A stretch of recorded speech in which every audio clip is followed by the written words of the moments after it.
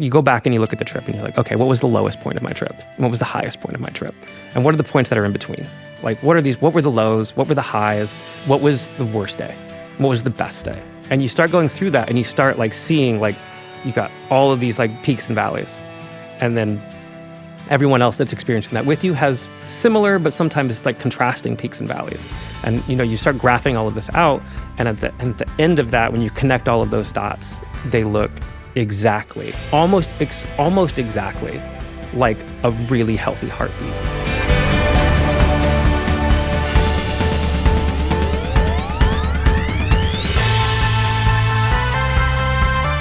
Welcome back to another episode of Stories That Move. I'm Mason Geiger, and I'm here with my co-host, Matt Duell. Today, we've got a guest with one of the most adventurous and diverse backgrounds we've really ever had on the show. Man, you are not kidding. Our guest today is Micah LeMasters, a world traveler, Peace Corps alum, and someone who has lived and worked in places all over the globe. His journey has taken him from sailing to teaching, building houses, guiding expeditions, and now rewilding 45 acres of land near Winona Lake, Indiana. Micah's stories are incredible. Whether it's his 6 years living in Madagascar or his wild sailing adventures, he's got a perspective on life and the world that's very unique. We're going to dive into all of that today and hear more about what has shaped his journey. This was such a fun and moving conversation, so let's get into it. Please welcome Micah LeMasters to Stories That Move. Welcome back to Stories That Move. I'm your host, Matt Duell. With me, as always, Mason Geiger. How are we doing today? Doing really good. I've realized real quick that I say that every time. Yes. Our podcast release at like 5 a.m. on a Tuesday morning. Oh, right. So I'm going to go with, how's everyone doing this morning? Oh, that's good. Yeah, early this morning. Having our coffee, doing well. Driving to work. Yes. So excited this morning. We have a just incredible guest, and sitting here just kind of chatting about it. We don't even know where the conversation is going to go this morning, but I think it's going to be fun. We have with us today Micah LeMasters. Micah is a world traveler, adventurer, educator, sailor, among many other things. So, man, thank you so much for joining us today. Yeah, super cool to be here. Kind of quite an honor to be invited to talk about stuff. Awesome. Well, to kick us off, introduce us to yourself, a little bit of what you're up to right now, what's happening in your world these days. So my name is Micah. I grew up in Winona Lake, and was home for me for the first 18 years of my life, and then has always sort of been my place to land when coming back or heading off to some other place. I grew up in Winona Lake in the 1980s and early 90s when it wasn't a cool place to live. Okay. So I like to say that I'm from there because I was from there before it was cool. So yeah, the rough streets of Winona. Yeah. I just got back to the country. I was out for the last 6 weeks in the Dominican Republic, helping my brother with a project. He bought a beach bar hotel in like a little tiny like beach town in the very far-flung northeastern part of the country. Okay. And I'm down there helping him build some stuff, or I don't even know what we were doing, but sweating and being hot. Yeah. And then I saw my other friend Caleb, who lives there. My brother Caleb and my friend Caleb. Yes. Yes. Yeah. So I think that's what connected you to us was Courtney France, our client development manager, said, you guys have got to talk to Micah. So yeah, I mean, I think their kids enjoy listening to me tell stories. So if that's any indication of the quality of stories I have to tell, 12-year-olds love it. They're pretty smart 12-year-olds. So yeah, that's awesome. All right. So you said, you were just mentioning you are in the process right now working on about 40 acres of property here in Winona that you're rewilding. Yeah. And you said that, and I was, what does that, I don't even know what that means. What does that mean? Well, it's funny because when I tried to write it on the form I filled out before this conversation, I was like, I don't even know if this is a word. I tried like 4 different ways. I was like, spell check wanted it to be rewinding, which I thought was interesting. Yeah. I was like, but I didn't know if it was like a hyphen word or just not a word. Yeah. But I added it to my dictionary. So so it's part of it. Yeah. I'm glad that you did. I went down that same track when I read it. I was like, rewilding. So my parents bought a piece of property on the edge of Winona Lake in the 1980s, woods. Okay. And then they've always had that. And then like about 10 years ago, the neighbor's field was for sale. And so my parents went to the auction that it was for sale at, and it was they bought the field because the second, third, and fourth highest bidders were all neighborhood developers. So they bought it and didn't really know what to do with it. And so they just leased it to a farmer, and he maintained it and farmed it for the last like decade. And then last summer, I had convinced my parents that like, when you buy a field at neighborhood price, no amount of leasing the field will ever like recoup the money that you had to pay for it. And I was like, so what are we doing that for? It doesn't sound any fun. I was like, what if we just let it turn back into whatever it was supposed to be or whatever it wants to be, and then sort of just be there to guide that a little bit and just sort of see what happens and react to nature doing its job. So last summer was the first summer we stopped farming it and just did nothing.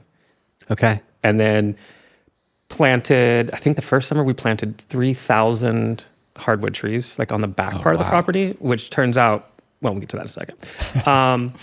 And then moved, I think 9 or 10 beehives out there. My mom had gotten really into beekeeping. So, so the only thing that I did that wasn't like totally natural was I tilled up 3 acres of it and planted a 3-acre wildflower garden / bee buffet. Okay, yeah. Just to see what would happen if you put 9 beehives next to 3 acres of native wildflowers, like how much honey can they make? And it's a lot, like so much. Like, the bees like will fly over to the wildflowers and then they walk home because like, there's too much. It's way too much. I'm not sure in the long run if it's a good idea to like allow them to work that little. So that's going on out there. I think the planting of the trees was like in hindsight, like so unnecessary. There's woods on all sides of the field. Well, 3 of the 4 sides. And we dug 3,000 holes with shovels and planted 3,000 trees. I can't even find those trees because there are 25,000 sycamore trees that had planted themselves that are all doing better than the trees I planted anyway. Wow. Which was an interesting thing to learn. Like I was like, no, I mean, it was so much work to hand plant 3,000 trees. Yeah. And you didn't even need to do it. Yeah. I mean, I guess we're going to diversify the trees that are like, most of the trees that are planted are either cherry or sycamore that planted themselves. Yeah. Yes. But still, like, no idea that if you just didn't do anything, you'd get 15,000 trees growing within a year. And they're all maybe like 7 or 8 feet high now. Wow. Yeah. Okay. Yeah. Okay. So it's a weird project. I think the goal is to just create more natural space within. It's on the edge of town. Actually, town goes past it now. And so as Winona is being like more developed and kind of sprawling out, to instead of turning a piece of property into more neighborhood, taking it and turning it back into just natural space. And a big part of it was just providing some habitat for squirrels and hawks and bunny rabbits and so it's been really fun. Very cool. It's amazing. So what would you say has been your big, I mean, aside from the trees that you didn't need to plant 3,000, like what's been like a aha moment or something during this process? Incredibly interesting how effective pesticides and herbicides are, but also just how horrifyingly effective they are. Because if you just don't do anything, the amount of plants, the different types of plants and flowers and wildflowers and grasses that just grow without doing anything. It's all in the ground. It's there. It's just being repressed every single season. And if you just stop spraying it, like all of it comes up. And I think that's been really interesting. Like it's like, wow, people are really good at killing plants. And also like, man, maybe we shouldn't be killing all these plants. And the other thing that I've been really like interested in, like my own perception, like challenging my own perceptions, is that most people that work in the agricultural industry would walk through that field and call every single thing that's growing a weed. And just like lumped it all into this idea of like, these are all weeds and they're unnecessary and they should be killed and they shouldn't be there. And I think that we have historically, maybe in the last couple of 100 years, like agreed to that, like passively. So like, for example, like thistle, everyone hates thistle. thistle's a weed. You shouldn't have it. You can kill the thistle. Like farmers don't want it. People don't want it growing near their houses. But it turns out goldfinches love thistle every morning. I don't know why. I'm not sure what they're doing, but like every morning I go out there and all of the thistle that's growing is covered in goldfinches. So it's not a weed to a goldfinch. Right. You know, it's apparently super necessary. I mean, so is milkweed. Like milkweed, it has the word weed in it. Right. But milkweed is the only thing that monarch butterflies eat. And it grows in ditches and people just spray it and kill it. And like, if you just let it grow, turns out you have thousands of monarchs that come and lay their, the caterpillars build their cocoons in milkweed. They feed milkweed to their like super necessary. Yeah. And so seeing all these things that are there and like challenging my own perception of like, oh, these are all weeds. Like if you grow milkweed in your garden, you look stupid. Yeah. Yeah. My parents grow milkweed at their house in Winona, and I had to get them little signs that said, pollinator garden, because people are like, why are you growing this? Like, you should kill that and plant, something else. They're like, no, but this is the coolest thing that there is. Yeah. So that's been a really interesting part of it. Yeah. That's so cool. So all the post-apocalyptic movies and shows that show like the Empire State Building covered in weeds are getting it right. Like it'll all just come back. Yeah, I think it will. Yeah. And it's interesting that like, it's not necessary for the production of corn, but it's incredibly important to the production of everything else that's alive.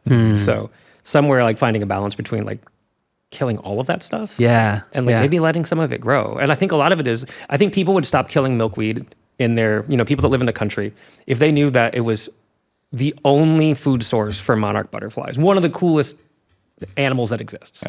Like a butterfly making a 10,000 mile like round trip, like generationally to like live in Mexico.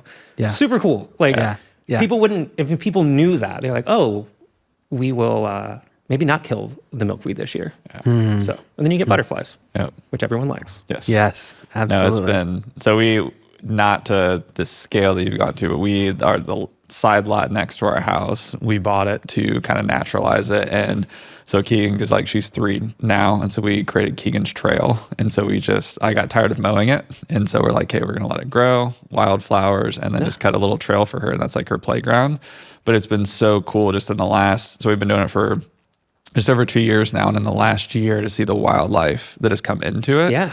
And so, like she's out there and she's, picks up a snake or spiders and like all these things that are out there that it's like most people, it's probably not great, but Leah hates the spider side, but just like so cool to see, just like her getting to experience and see the monarchs and the different birds that come in.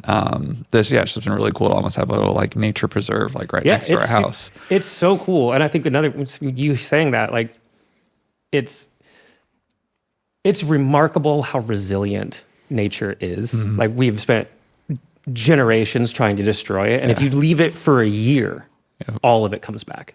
Which is really inspiring. It's like, oh, maybe we haven't ruined everything. We just like, if we just stopped, pump the brakes a little bit. You let one summer go and you have flowers and snakes and spiders and all of these really cool things and frogs, like everything moves in.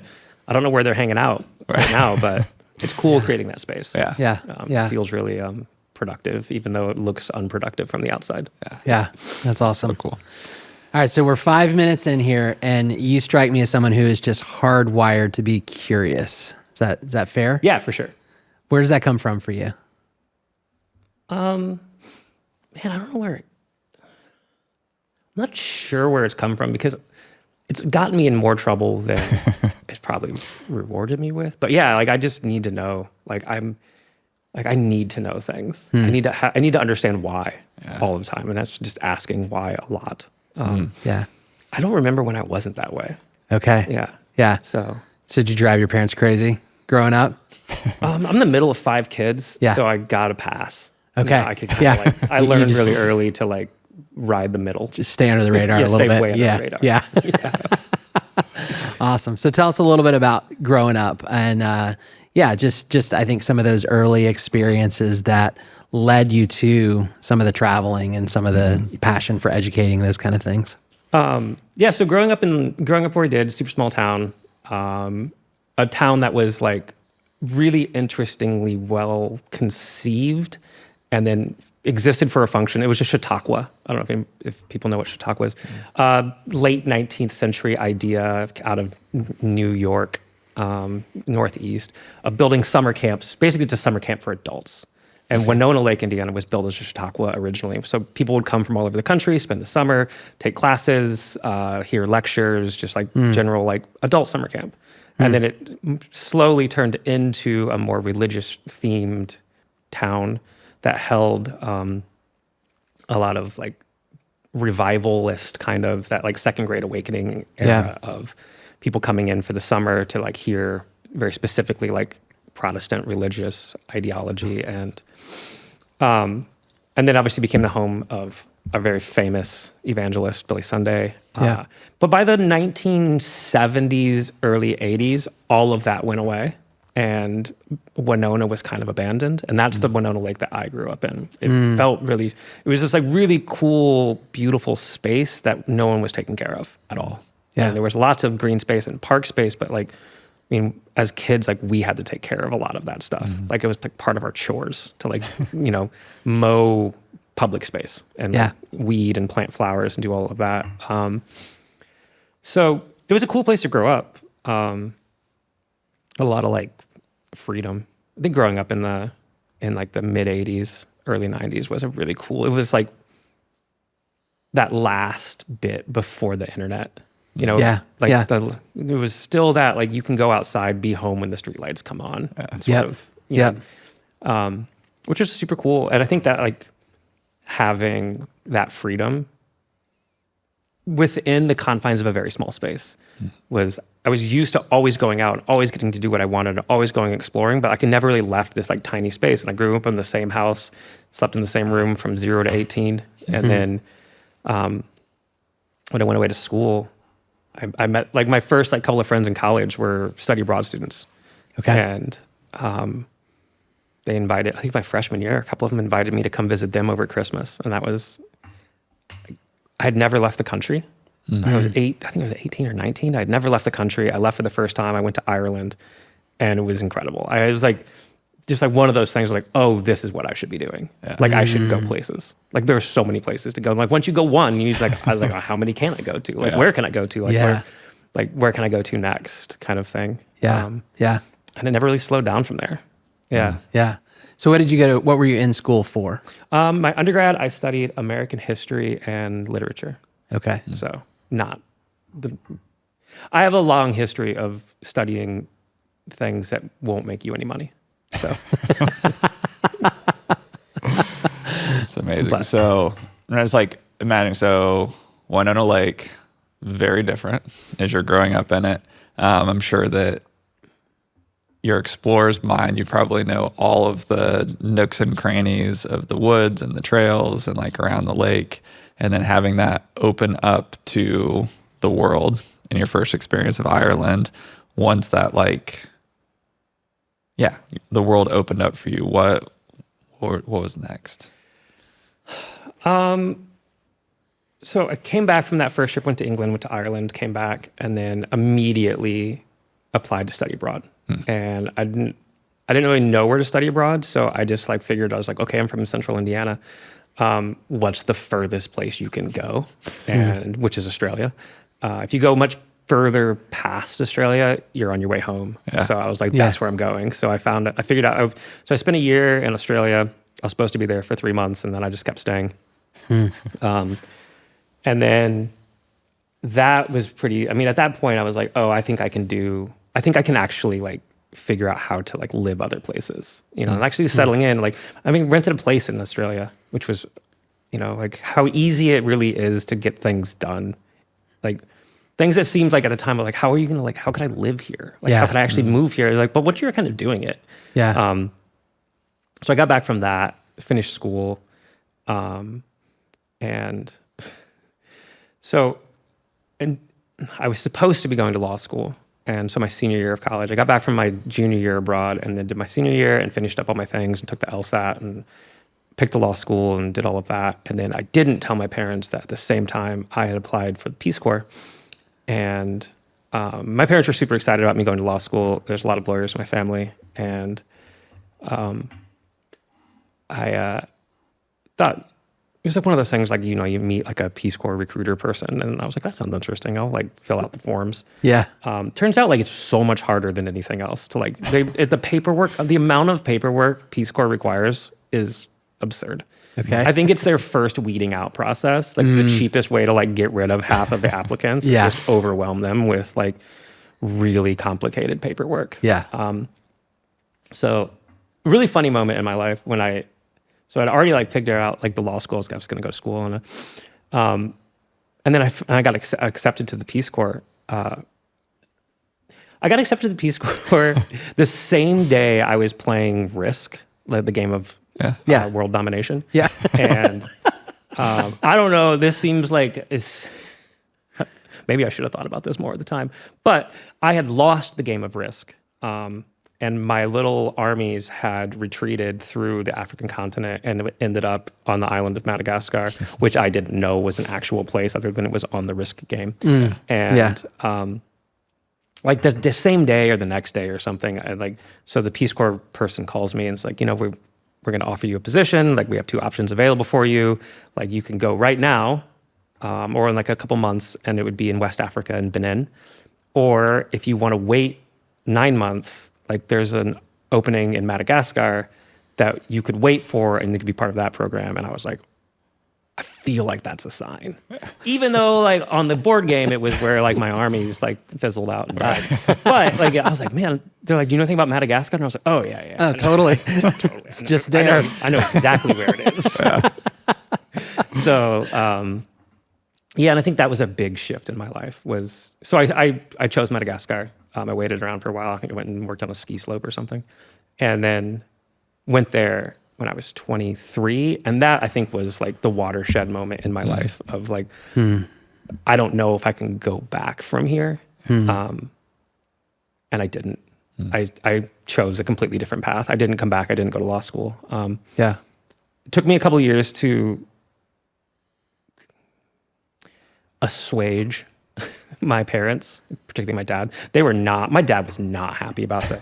It was like one of those weird times in my life where I don't know if you guys have ever done this, or if you remember the first time that you did this, but I asked my parents to talk. I was like, hey guys, like we need to talk about something. Yeah. And I was like, I think you should sit down kind of thing. And I was feeling like really cool. I was like 23 years old now. I just graduated from college. I can have this conversation. And I was like, so I decided that I'm not going to go to law school. And I just saw my dad was just like, angry. And I was like, because I joined the Peace Corps. And my dad graduated high school in 1969. Like, you know, he was cool back then. He looks at me and he just goes, stupid.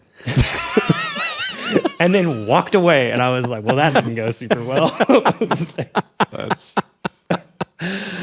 It was one of the I like really worked on that sentence too. I was like, I decided not to go to law school because I joined the Peace Corps. But yeah, that was a big thing. So I think that was like in the shortened version of my life story. Peace Corps was for a lot of different reasons, but like definitely a big watershed moment. Yeah. So 2 things in that. One, having your dad as a teacher, I can absolutely, Yes. I serve on the school board, so I also know your dad. So I'm like, I can see it. Like I can just visualize the moment. So that's amazing. Like I got that from him a couple times in class where you just get the look. He's just the shake of the head, walk away. It's like, stupid. But so in all that, what was it that drew you to the Peace Corps? I think it was another one of those things of like growing up in a tiny little Midwestern town. Like once you realize how big the world is, how interesting it is and confusing. And like as a person who just like needed to know stuff.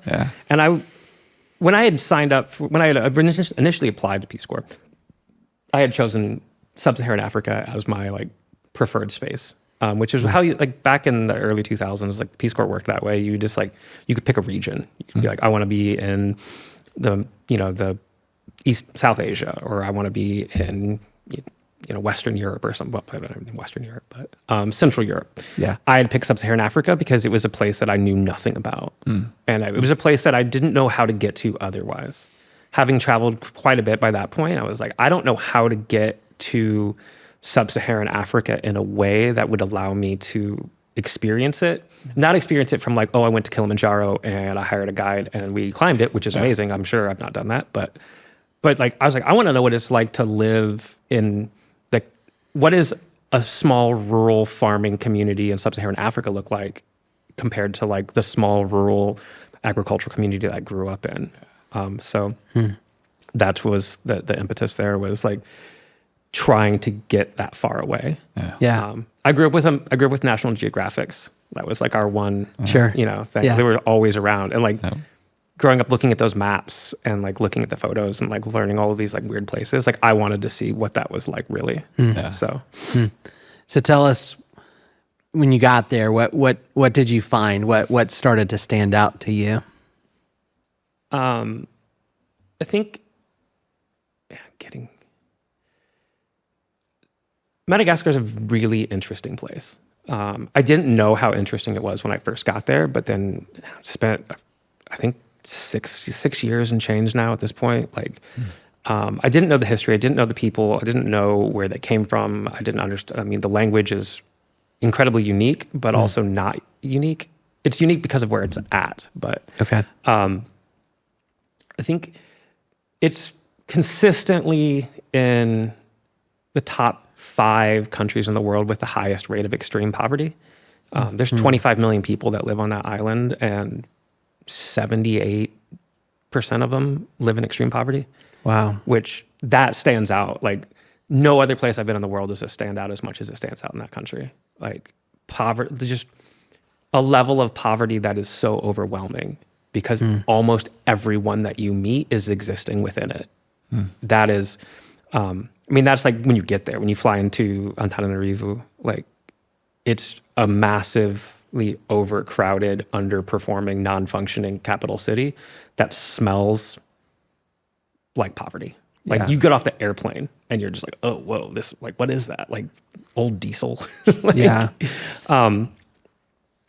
the rural, like, so I moved from, I mean, I was in the capital city for a little while in that area for a few months. And then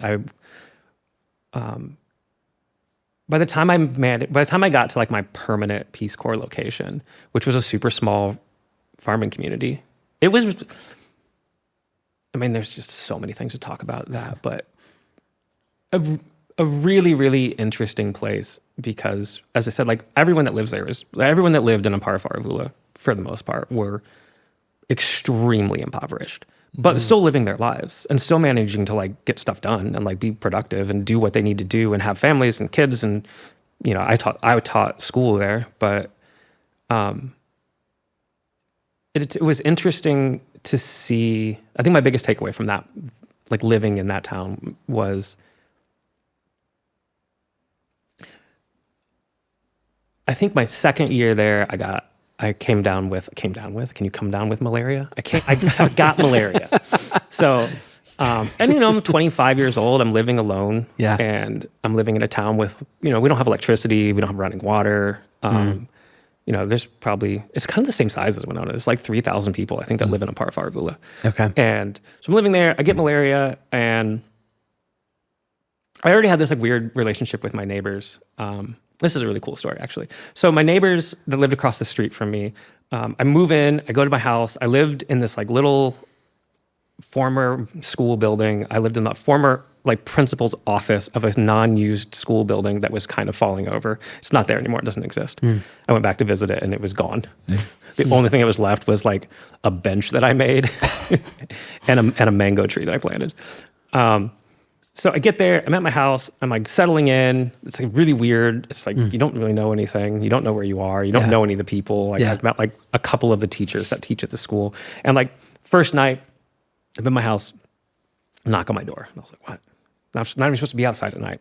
Like it's everyone goes inside when it gets dark kind of place. So someone knocks at my door and I open my door and there's like this 10-year-old kid who looks like real like scared to be standing at my door. And so I know how to say hello. I've already learned that. So I say hello, and then he says hello, and then comes to my house and sits down like right inside the door. Just sits there. And I was like, all right, no idea what's going on here. So he stays for like an hour and then leaves. Like next day, same time, knock on the door, different kid. comes in, says hello. I say hello.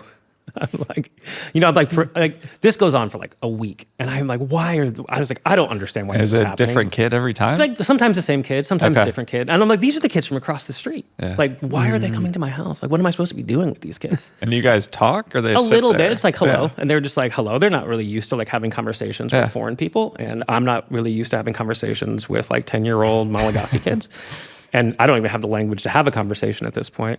And then one of the days, like in their daughter, who was like 15 or 16, who like, she came over. And so we're talking a little bit, and I'm cooking food at this time. This is one of my favorite things ever. So I'm cooking, and she's watching me, and she has like a few sentences of English, and I'm like getting, I just like can say a few more things at this point. It's like a weekend, 2 weeks in, and she's watching me cook.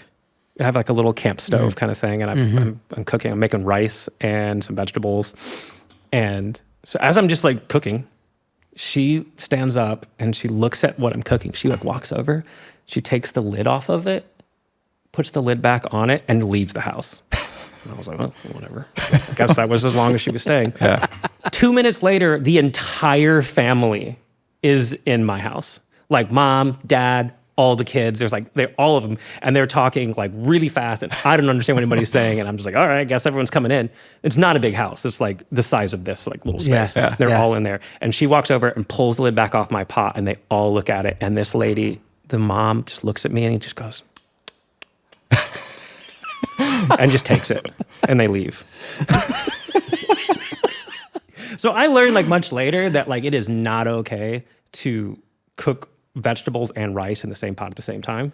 Like rice has to be cooked on its own, and you can cook other vegetables and combine it later, but you cannot. I was like, well, I'm just saving time here. I was like, just put it all in there, let it steam, and I'll eat it. And that family adopted me. And I learned, like, I'm still keeping contact with a couple of them. The idea was I was alone, like by myself, and that's not okay. And they were like, we would like, Sambatra, the daughter, she was like, it was like a punishment at first. Like whoever was in the most trouble that day had to go sit in your house for an hour. But it was like, so you weren't alone.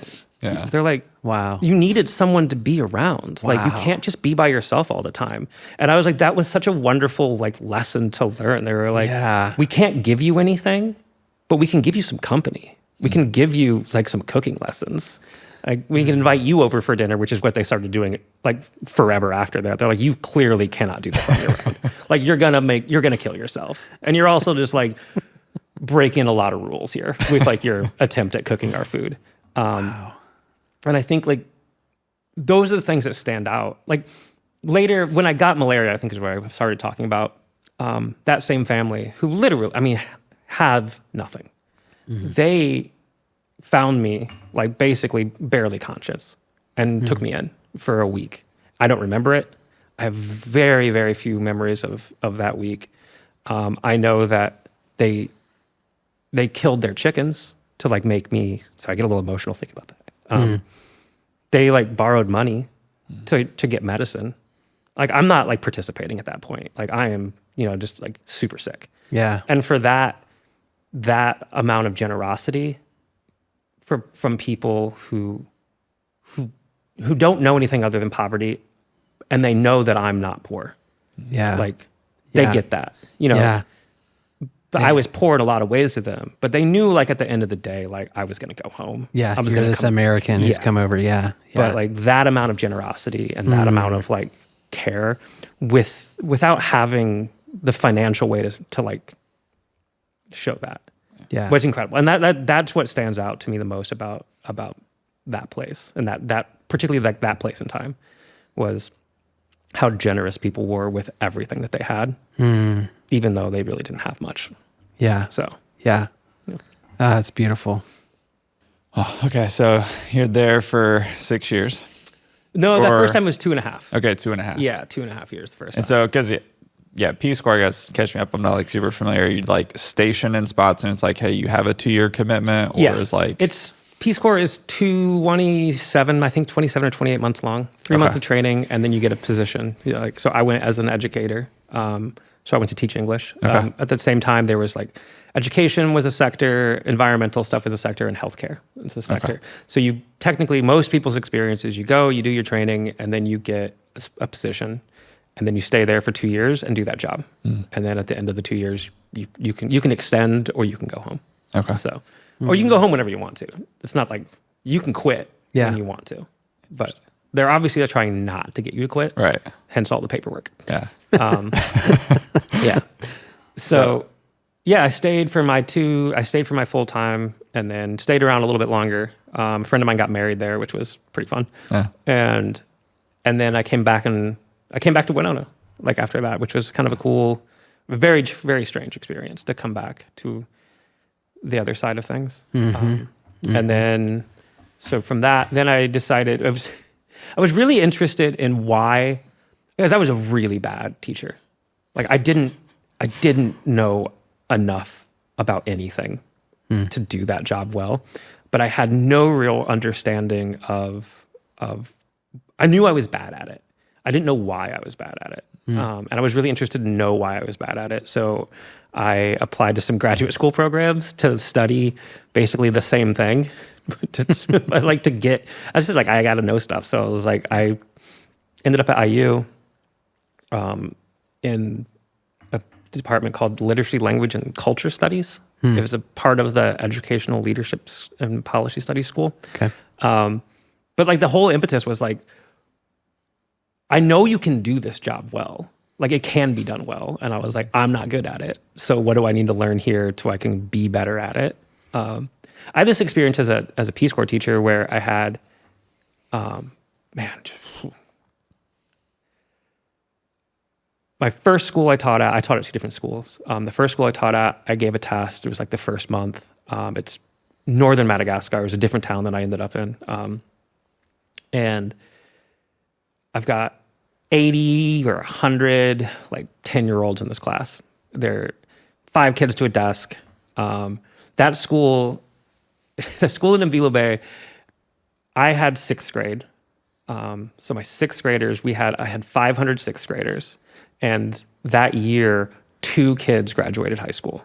So they are getting from 500 to 600 kids at middle school, and they're graduating 2. And I know one of those kids that graduated paid for it. Like it's a pretty easy place to bribe stuff. Yeah. But that first month of school, I gave a test, and these kids are sitting like 5 to a desk. They're crammed in together, and I'm like, man, these kids are all gonna cheat. Like, how could they not cheat? How could they not just like look off? And so they're doing their test and they're talking and I can't get them to be quiet and they're all talking to each other and they're clearly like, I don't understand the language very well at this point, but I know what they're doing, right? I know they're cheating. I don't know how to say cheat at the time, but I went and learned it. And I literally went back to my house, which was like right by the classroom, got my dictionary, and I looked up the word for cheat, which is Mangala Tahaka. And I went to the principal's office and I was like, every student, and I sound like an absolute moron at this point, like me, many kids, all bad, cheat. And I'm like, the principal's just like, what? I'm like, all the students are cheating. They're all cheating. And so the principal like gets the surveillant, which is like the administrator, like the punishment administrator.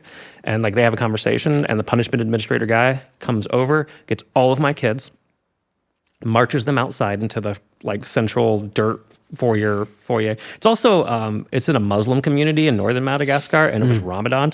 It's 1 billion degrees. These kids like have no water, no food, because they're like, most of the kids are practicing a Muslim. Yeah. So all these like 10, 11-year-olds, like super thirsty at 90 degrees outside. They have an idiot for a teacher who's just like yelling about stuff that they don't understand. The surveillant walks them outside into the courtyard area and then makes them do this like weird squat thing with their hands sticking straight out and their knees bent at like a 45-degree angle as punishment, and then walks around, like has them like lined up like a military formation, and walks around with a piece of bamboo. And anytime a kid like stands up too high, he hits them across the back of the legs with this like bamboo switch, like knocks them over. And I'm like, wow, I have created this like horrific like torture situation, because I learned many years later that there's nothing wrong with like learning something collectively. Like me forcing these kids to like memorize information and put it back on paper in the way that I grew up like learning. Like I didn't understand our own educational system.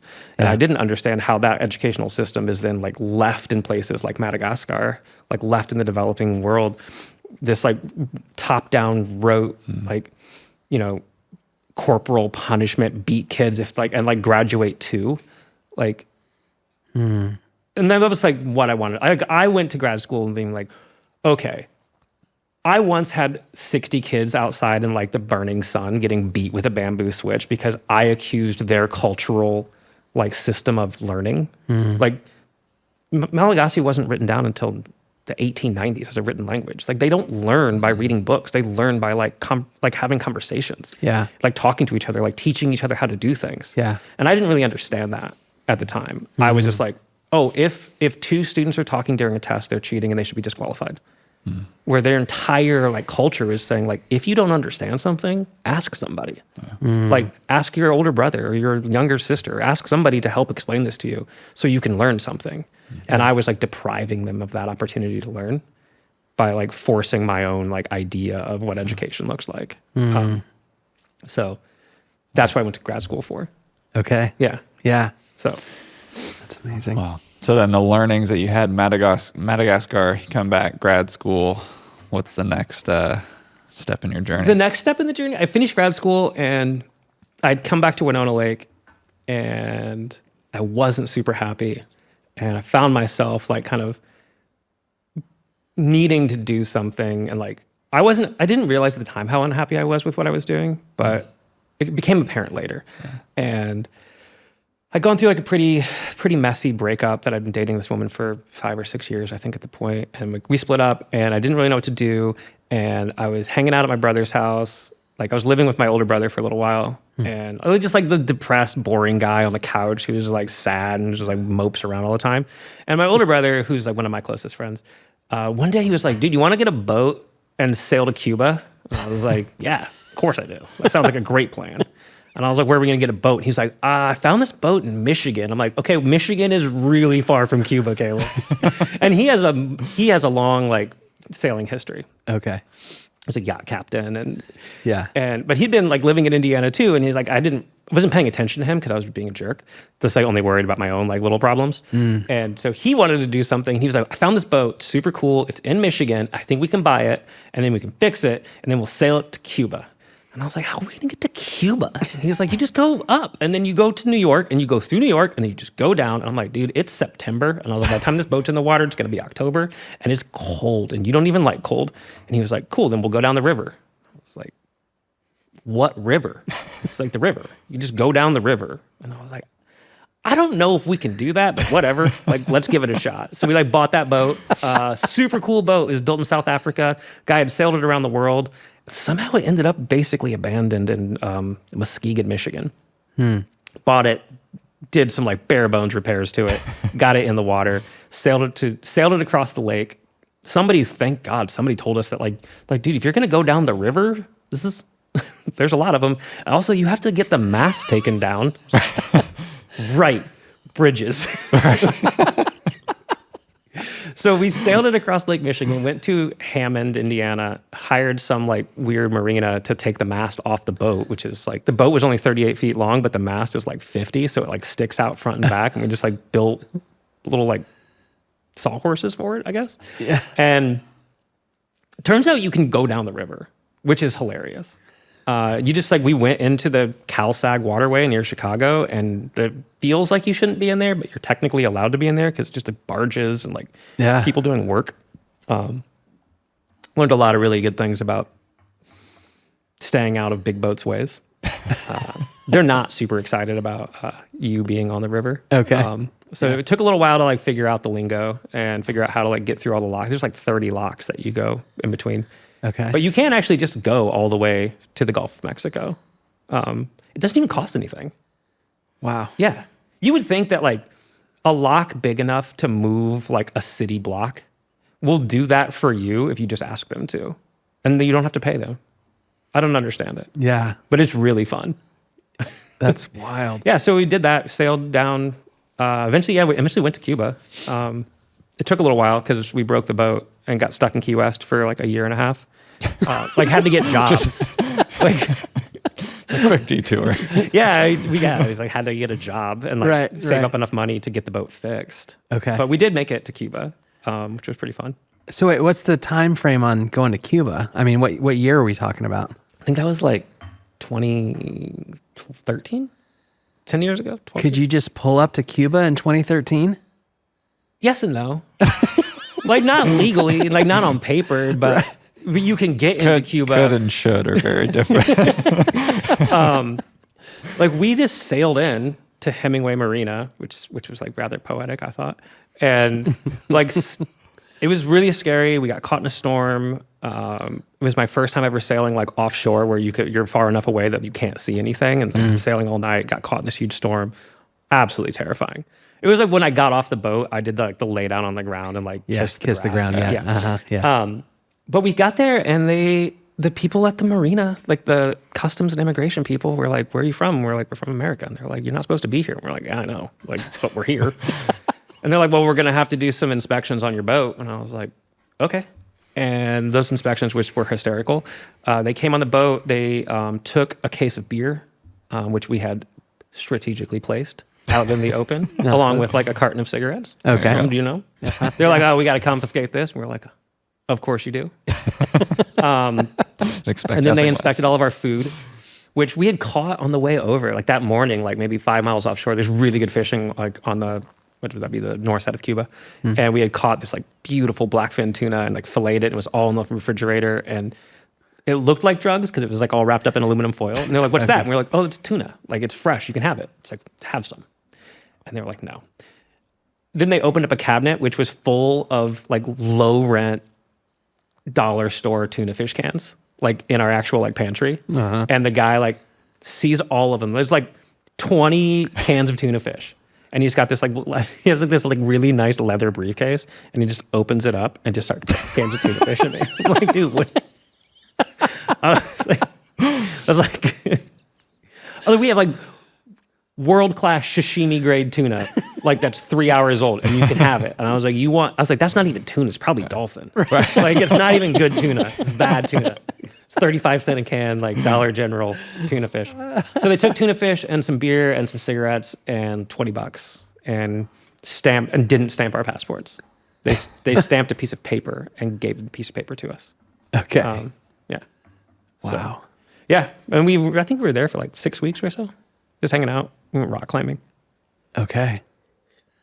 So no problems once you're inland at that point. No, not really. It's just okay. Yeah.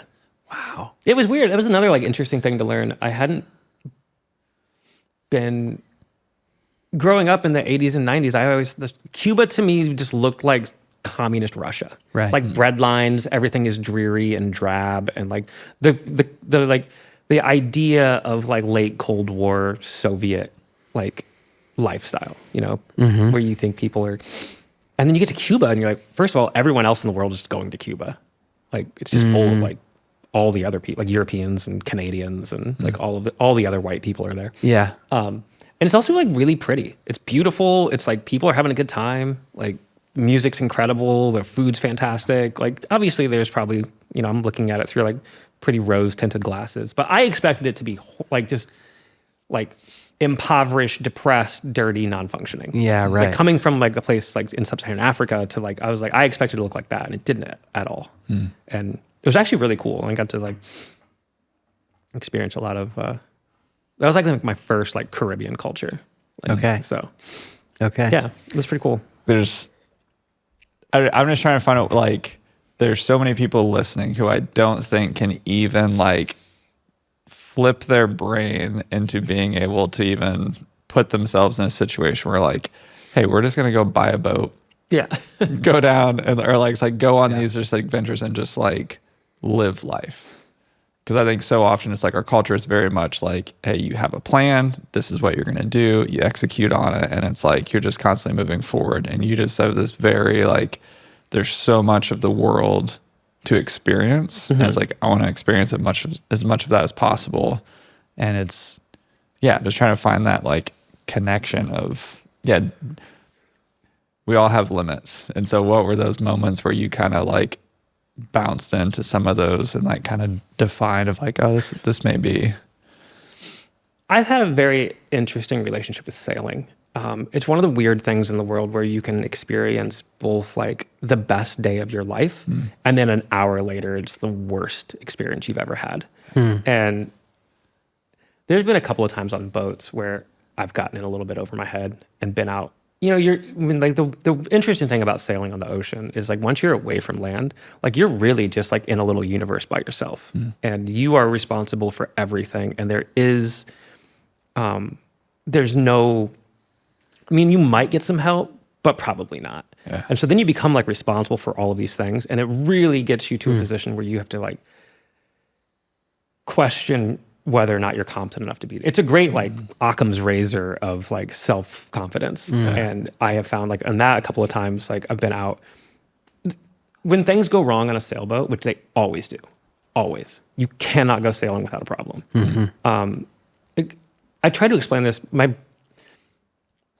If you're driving your car down the road and you get a flat tire on the highway, you just pull your car over to the side of the road. Yeah. And even if you can fix it by yourself without calling AAA or without calling a tow truck, you're just like, oh, I have the tools to fix this flat tire. I have a spare tire. I have the tools. I have the knowledge to do it. You can do that. You can pull over, take a deep breath, like sit there, get outside, assess the situation, like, and fix it. And then get it all put back together and then get back on the... On a sailboat, you have to do all of that while moving. And that is like... on that first trip, the first time I got into a weird sailing situation where I was like, I don't know what I'm doing here. I don't think that we should be doing this. And I think we need to make a serious plan to fix this problem. We had caught... So we're sailing down... I think we were on the Tennessee River that day. To get through the country, you can go all the way down the Mississippi, or you can take the Tombigbee Waterway, which is like a little bit smaller. The barges aren't quite as big, but these barges are massive, and they can't see you. And if they do see you, they don't care. Right. Like your job is to get out of their way. Yeah. So we're motoring down the middle of this river, and there are like huge barges like coming up the river, and they're annoyed with you anyway. Like they're working, and you have to call yourself southbound pleasure craft to their like northbound working boat. Like just like you call them on the radio and you're like, yeah, I'm an idiot. I'm just out here for fun. And I know I'm in your way. Like that's how you start every conversation with a barge. And so they're coming up the river and we're going down the river. And all of a sudden, like we have no more power. Like our boat is no longer, like the engine's running, but the boat's not doing anything. And so my brother's asleep. I wake him up. I'm like, dude, something's wrong with the boat. I was like, I don't know what's happening right now, but like, I can't drive the boat anymore. Like we're just adrift in this river. And so he's annoyed with me because he always thinks things are my fault. And he comes up onto like into the cockpit and he like does a few things. And he was like, dude, I think that he's like, we must have hit something in the water, like caught a rope that's wrapped around the prop. He's like, because the prop's not moving. He's like, he like opens up the engine compartment, looks down in there, and he's like, it's not moving. Like the drive shaft is no longer moving. And he's like, I was like, okay. And he was like, this is what we're gonna do. I was like, what are we gonna do now? And I was like, what are we supposed to do? I was like, we're adrift in the river, like by these like massive things that could squish us. And so he then decides, like, he's like, okay, here's what we're doing. He goes down and gets a boat hook, and he duct tapes like a Bowie knife to the boat hook, and like jumps into the river, like tells me, he's like, keep the boat in the middle of the river. And I'm like, how am I going to keep the boat in the middle of the river? I can't drive the boat. I was like, yeah, we'll be exactly where we are. Yeah. That's what we're going to do. Like we're towing the dinghy. So he jumps into the dinghy and then he's like underneath the boat, like sawing, like in the water. It's like, no, I think it's probably November at that time. It's really cold. And like trying to saw this rope. I'm on the radio, just like begging and pleading. I'm just like, hey, I was like, big boats, please. I was like, we're like, we have no power. We're stuck here.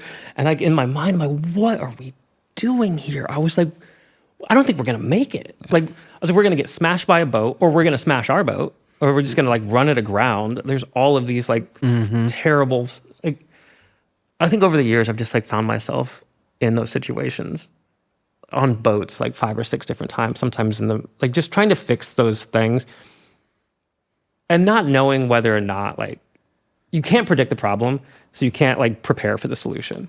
And then you get stuck in these spaces where like you get through them, but like in the moment, you're like, wow, I should have prepared better for this. Like we should have like fixed this problem. We should not be here. Like how did we actually get here? Yeah. And I hate those moments, but I'm kind of addicted to it. Like I quit every time I get off a sailboat. I'm like, I'm never going sailing again. And then like 3 months later, like a couple months later, my brother would be, hey, you want to help move a sailboat? And I'm like, yeah. Like, even though I know I'm like not going to sleep, right? I'd be super stressed out. Like, yeah. So. Yeah. Like how much of that is it's almost like the addiction to self-discovery because you find out so much about yourself. Absolutely. In those moments. That's the best way to put that. Thank you for listening to my ramblings and making sense of it. Yeah. You find out a lot. Yeah. And those situations are cool. Yeah. I prefer doing them like in slightly more predictable environments, like third world countries. It's way more predictable than like a sailboat. There's nothing more unpredictable than the ocean. Yeah. But I feel like so many, I just feel like as humans, we spend so much of our life seeking comfort and trying to avoid that feeling of the unknown, or it's like, I don't want to be in this position where I'm in over my head. And it feels like you're constantly almost like seeking those opportunities out. Yeah, I think so. After that sailing trip, I got a job for this really cool company based in Boulder, Colorado, who it was a study abroad company, Gap Year. They do like Gap Year programming and study abroad. It's a super small, like little boutique company called Where There Be Dragons. And they were, at the time, I didn't even know they existed. I didn't even know this was, I grew up in the Midwest. I didn't even know people did Gap Years. So they were trying to start a program in Madagascar, and somebody that worked there I had met previously, like 10 years prior. And they worked there, and they're like, I know a guy that like lives in Madagascar and also like, kind of has a background in this kind of stuff in education. So they contacted me and asked if I'd help design a program for them in Madagascar. And that took up probably 5 years of my life, 6 years. I went for 3 months against my will, to be honest. The thought of like, I designed their program, gave them some contacts, gave them some places. I was like, you could do like this, this, this, and this. And here's some people that you could do this with. And this is a cool place. It's not a cool place. And then they offered me the position to help run the program. And the thought of like taking 12 rich kids to like experience Africa felt bad to me. Like, I don't know if they're trying to do this in a way that like makes sense or is ethical or like will like be beneficial to themselves or anyone that they're going to meet. Yeah. But they also offered me an open-ended plane ticket. And I was like, it's like, I don't really want to do the job, but I guess I'll do it because I can go early and I can stay as long as I want. And I was like, I'll get through this like 6 week. It was just a 6 week program. It was super short. I was like, I get through the 6 weeks and then I can hang out and I can go visit my friends and I can like, I hadn't been in Madagascar in probably 5 years at that point. So I went for 6 weeks. I stayed for 5 years. I stayed with the company for 5 years. Yeah. And one of the things that they do is they have built this business and pride themselves on taking people into uncomfortable situations. Like they are like super upfront, like this is not going to be a comfortable trip. Like we are going to go out of our way to like make you emotionally, mentally, and physically uncomfortable. And they were incredible. They're an incredible company, but they are incredible in the way they taught me how to facilitate those experiences. When I was in Peace Corps, my little brother came to visit me. He was 15 years old, and I had no ability to facilitate his experience. And I think it traumatized him for a significant amount of time, like years. Like we still talk about his trip there, and like he would see like these really difficult things. Like saw a guy that had like drowned in a puddle of water behind like this like kind of seedy little nightclub that I took my little brother to when he was 15, which was already like an inappropriate operation. Yeah. And this guy like left, and people drink a lot of moonshine there, like just like homemade, like terrible, like it's so bad. And he'd like passed out and fallen into a puddle, and he was bleeding, and he drowned. And my little brother, and I was like, so whatever, like that happens. Yeah. Like I didn't know how to like discuss like any of that, and I never like went back and talked to him about it. Like just let it go. I was like, yeah, whatever. Like people die all the time, bud. Like, so fast forward to like, 10 years later, and I have all of this training, I've done all of these things, and I've like been taught like how to facilitate somebody experiencing that. And because I think like pursuing uncomfortable situations for the, like, if you're just like out there trying to get uncomfortable, like I always think like the Bear Grylls like lifestyle, just like, I'm going to eat that snake. Yeah. Like, Right. well, why? Like, you should have just brought a snack. Right. But like being able to get in those situations and like learn something from that. Yeah. And then also facilitating somebody else's like learning growth experience through like confronting something that's uncomfortable, which I think that we don't do very much. Like there's this idea that I've worked on, and I used to discuss this a lot when I was working, with like students for, most of those trips are like 3 months long, 12 students, three instructors. And we would, at the end of a 3-month trip, or the end of any trip, I try to like, you go back and you look at the trip and you're like, okay, what was the lowest point of my trip? What was the highest point of my trip? And what are the points that are in between? Like, what were the lows? What were the highs? Yeah. And you go back through and you think through like, okay, I just spent like a month riding my bike on the Great Divide. And what was the worst day? What was the best day? And you start going through that and you start like seeing like, you got all of these like peaks and valleys. And then everyone else that's experiencing that with you has similar, but sometimes like contrasting peaks and valleys. And you start graphing all of this out. And at the end of that, when you connect all of those dots, they look exactly, almost exactly like a really healthy heartbeat.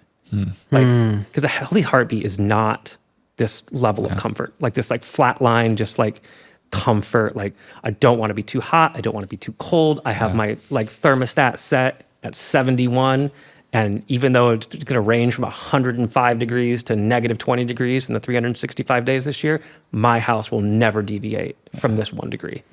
Like, when you look at an experience that's uncomfortable and challenging and like confusing and often like just awful, and you look back at that and realize this is healthy. Like, I need to experience these valleys so I can experience these peaks. Yes. And as soon as like you start to, and this is every time it happens when I come home, I'm like so excited to just be at 71 degrees. Yeah. But after a few weeks, I start to feel like my life is flatlining. I mean, that is like when you look at a non-healthy heart rate, it's just a flat line that doesn't move, and that means death.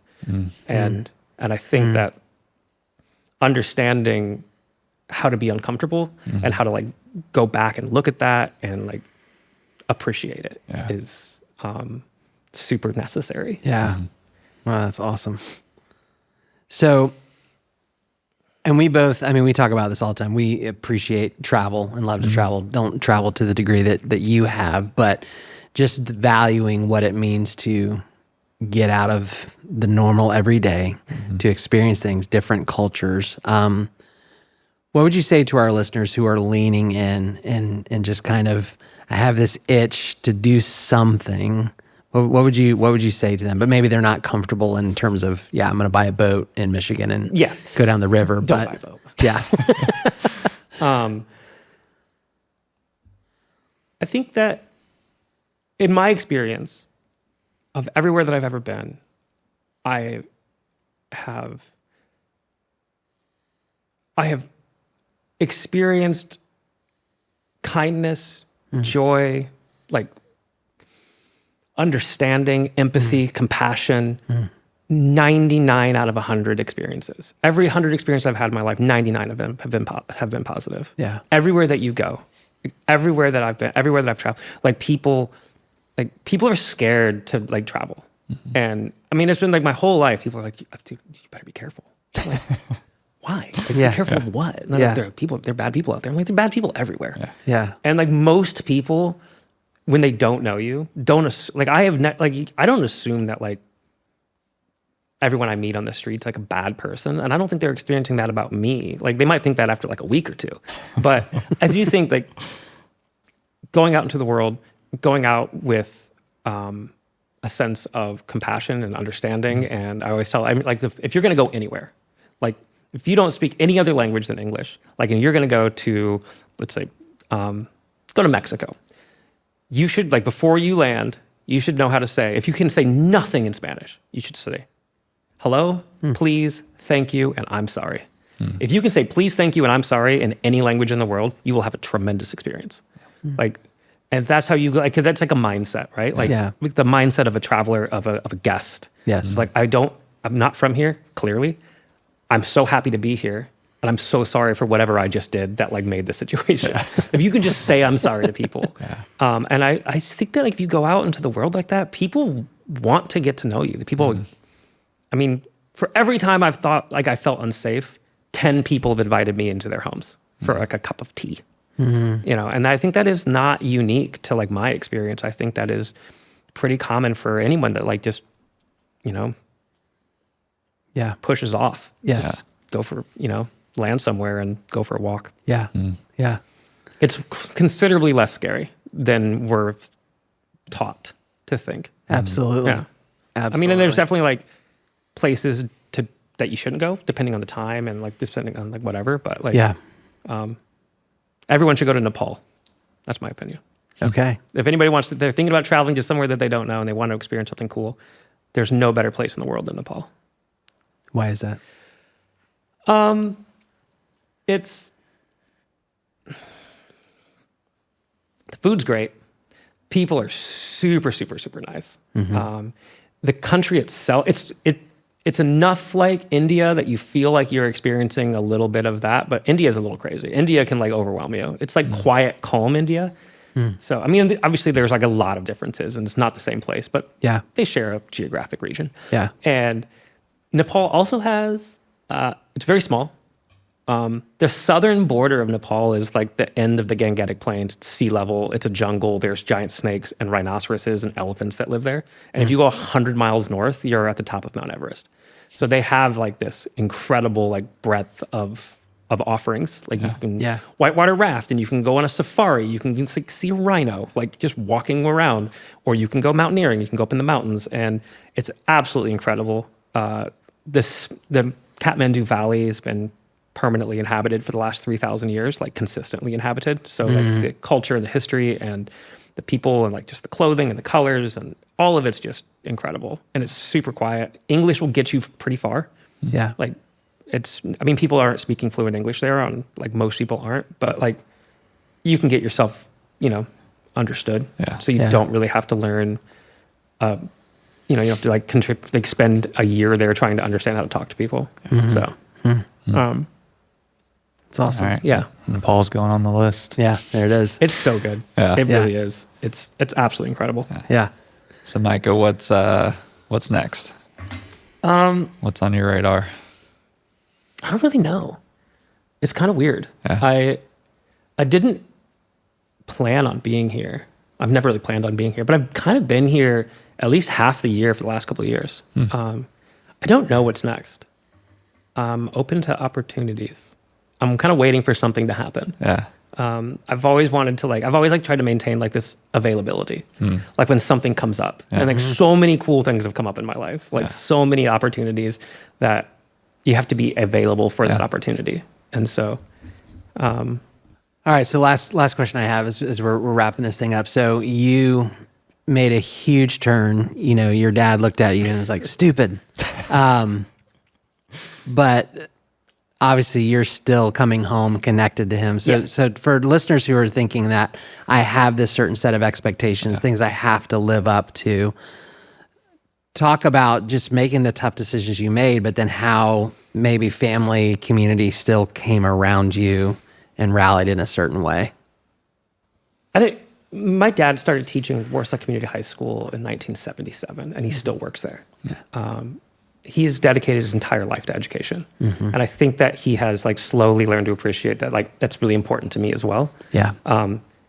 And yeah, so we get along pretty well these days. Yeah. And I think that it was super cool. Like that I got to take my dad, to the Dominican Republic this year. It was the first time in his entire life he's left the country. He just really likes the Grand Canyon. Wow. Like he loves it. Yeah. Like, every time, like my mom travels like all over the world. They've been married for 50 years. My mom's always traveling. My mom got kidnapped in South America, kind of my fault.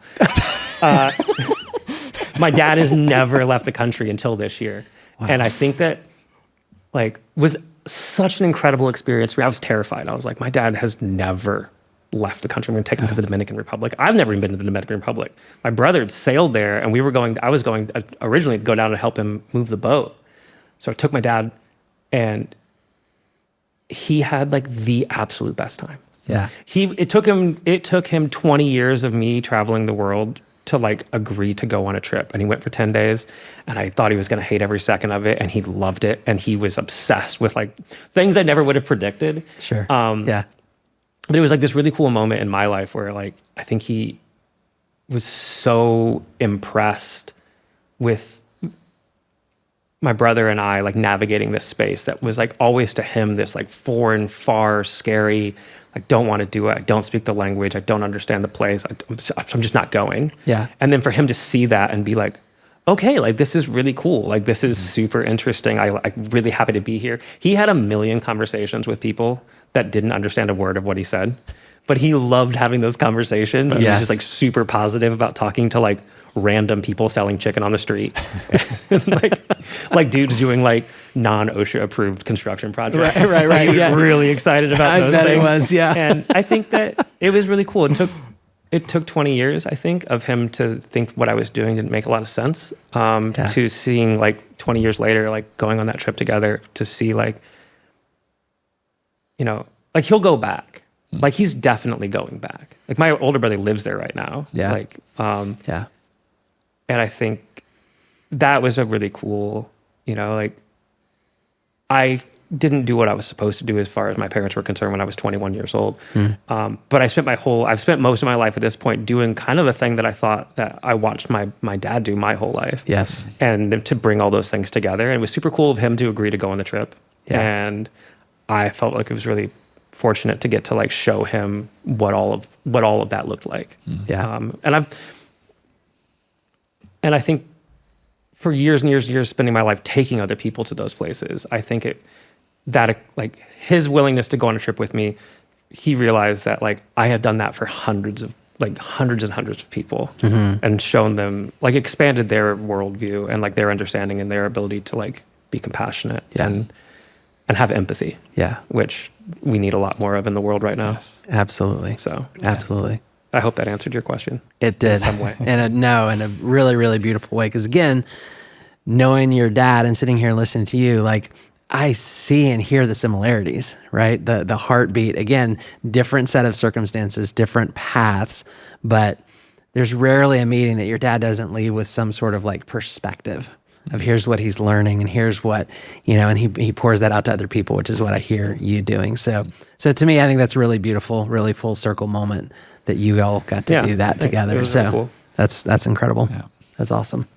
Well, cool. Awesome. Well, this has been thank you so much. Such a blast, Micah. Thank you for being so generous with your time and your stories. To our listeners, thank you for joining us and listening in to another episode of Stories That Move. And we will see you next time. Thank you for joining us for this episode of Stories That Move, brought to you by Dream On Studios. Make sure to subscribe so that you don't miss the next episode. And remember, if you or your organization have a story you're eager to share with the world, Dream On Studios is here to bring that story to life. Don't hesitate to reach out. You can find us on LinkedIn, Instagram, Facebook, or visit our website at dreamonstudios.io. We understand how overwhelming it can be trying to bring your vision and story to life, but that's why we exist. And we've walked alongside hundreds of clients doing that very thing. Yeah. We believe every story has the potential to inspire, to move, and to make a difference. Let's make yours heard. Until next time, keep moving forward and keep telling those stories that matter. Take care, everyone. We'll see you next time on Stories That Move.